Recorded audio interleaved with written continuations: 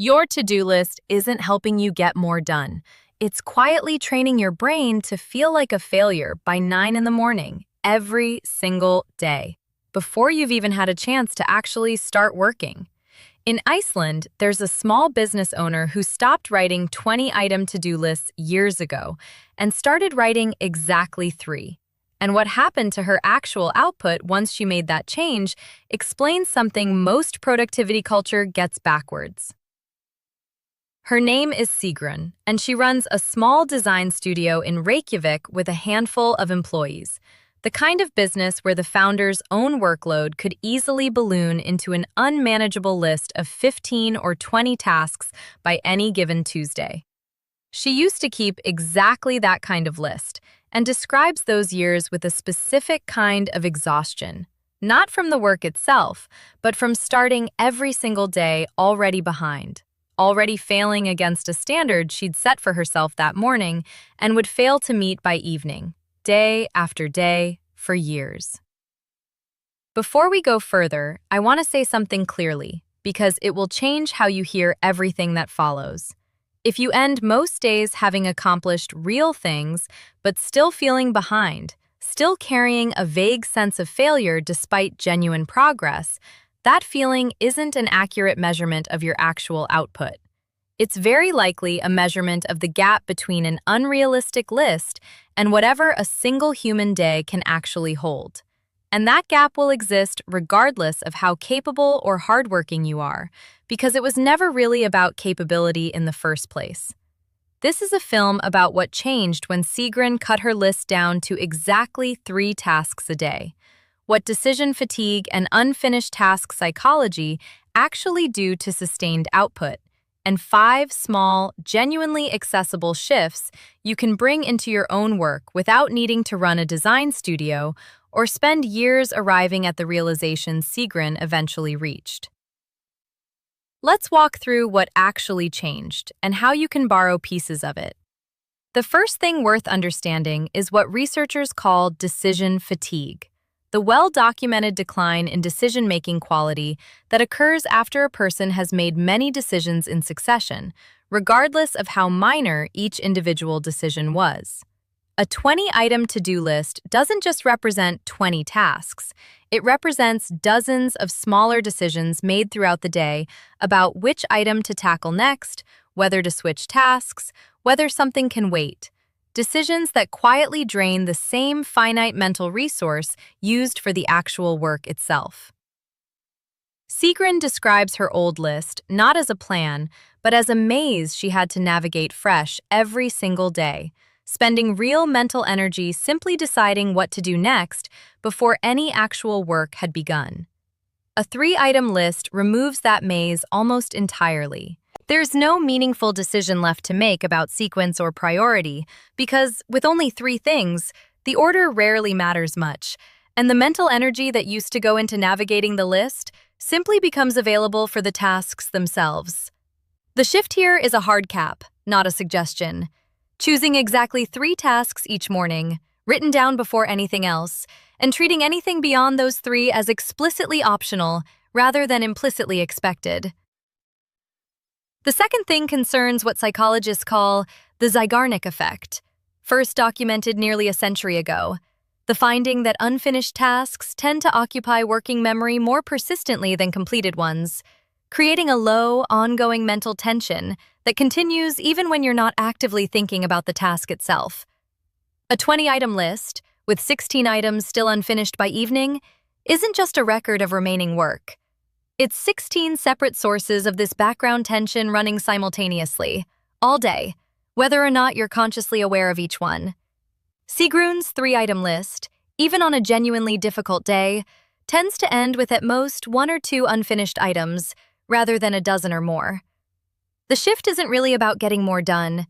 It's about ending each day with dramatically less unresolved mental tension carried forward into the next one.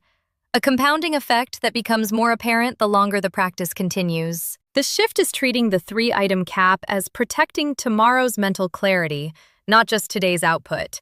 Recognizing that a shorter list, finished mostly complete, produces less cumulative background stress than a longer list, finished mostly incomplete. even when the longer list technically produced more raw output in absolute terms. The third thing concerns what happens to everything that doesn't make the three-item cut, because the method only works if that overflow goes somewhere reliable rather than simply vanishing from attention entirely. Sigrún keeps a separate, much longer list, a genuine holding space for everything not chosen for that particular day, reviewed briefly each morning as she selects the next three items. This matters because the alternative, simply not writing down what didn't make the cut, tends to produce a different kind of anxiety. The fear that something important is being quietly forgotten rather than deliberately deferred. A visible holding list resolves this distinction cleanly. Nothing is lost, only sequenced. And the three-item daily list can stay genuinely short without that shortness feeling like avoidance or denial. The shift is maintaining two lists rather than one. A short daily list capped firmly at 3, and a longer running list everything else lives on, reviewed each morning as the source the next day's 3 items get selected from. The fourth thing concerns what counts as one of the 3 items, because the method quietly falls apart if large, multi-part projects get written down as a single item, disguising what's actually a dozen tasks underneath.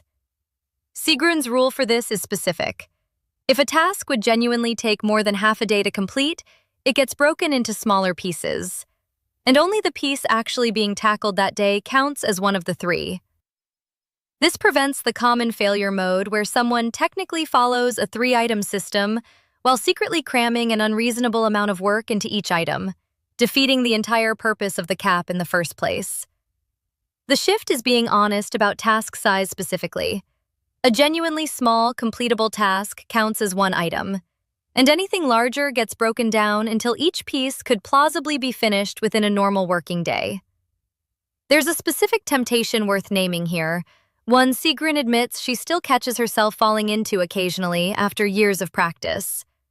Writing an ambitious, vague item like, "Finish the client proposal," as though it were a single task, when it actually contains research, drafting, revision, and review, each substantial enough to be its own day's work.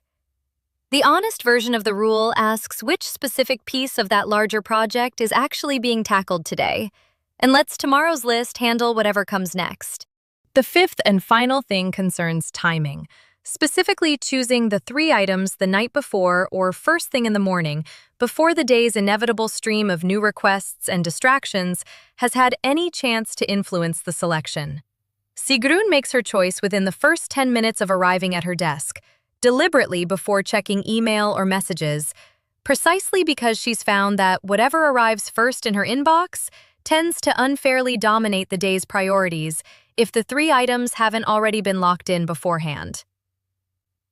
The shift is protecting this selection moment specifically, choosing the 3 tasks before opening anything that could influence or hijack that choice, so the day's priorities reflect genuine importance rather than simply whatever demanded attention loudest and earliest. There's a particular vulnerability worth naming in why this ordering matters so much. Urgency and importance are not the same quality, but they feel identical in the moment an urgent request arrives.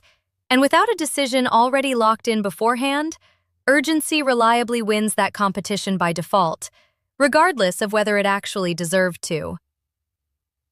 Here is the one idea tying all 5 of these together, the filter Sigrún uses without ever formally naming it. A day isn't measured by how much got added to the list and crossed off by evening. It's measured by whether the 3 things that genuinely mattered actually got the attention they deserved, everything else being, by definition, less important than those 3, regardless of how urgent it may have felt in the moment it arrived. This reframing carries a specific kind of relief that's easy to underestimate until you actually experience it. Most productivity culture implicitly measures a day by volume, how many items got crossed off, how full the list was to begin with, as though busyness and effectiveness were the same measurement. Sigrún's filter asks a different question entirely, one that has nothing to do with volume. Did the things that actually mattered get done well? A day can look impressively busy by volume and still fail this test completely if the 3 genuinely important things got squeezed into rushed, leftover minutes while lower-value urgent requests consumed the bulk of actual attention. Before you go, here's a 2-minute test you can try today. Take tomorrow's to-do list, however long it currently is, and circle only the 3 items that would matter most if nothing else got done. Notice, honestly, how it feels to imagine a day built entirely around just those 3, and whether some part of you feels relief rather than the anxiety you might have expected. A genuinely more productive life was never built by adding more to the list. It was built the way Sigrún built hers, one deliberately short list at a time, trusting that 3 things done well outperform 20 things done partially, however counterintuitive that trade genuinely feels at first. It's worth adding a final note on what this system isn't, because it's easy to hear all of this and assume it means doing less work overall, which was never actually the claim. Sigrún's studio has grown considerably since she adopted this system, not despite the 3-item cap, but very plausibly because of it. The mental energy previously spent navigating a chaotic list, now available for the work itself. The system isn't a ceiling on ambition. It's a structure for channeling ambition toward what actually matters most on any given day, rather than diffusing it evenly and thinly across everything that happened to demand attention. If this shifted how you think about your own to-do list, share it with someone who might need the reminder that feeling behind and actually being unproductive were never quite the same thing. What would your 3 things be tomorrow? Tell us in the comments. I'll see you in the next one.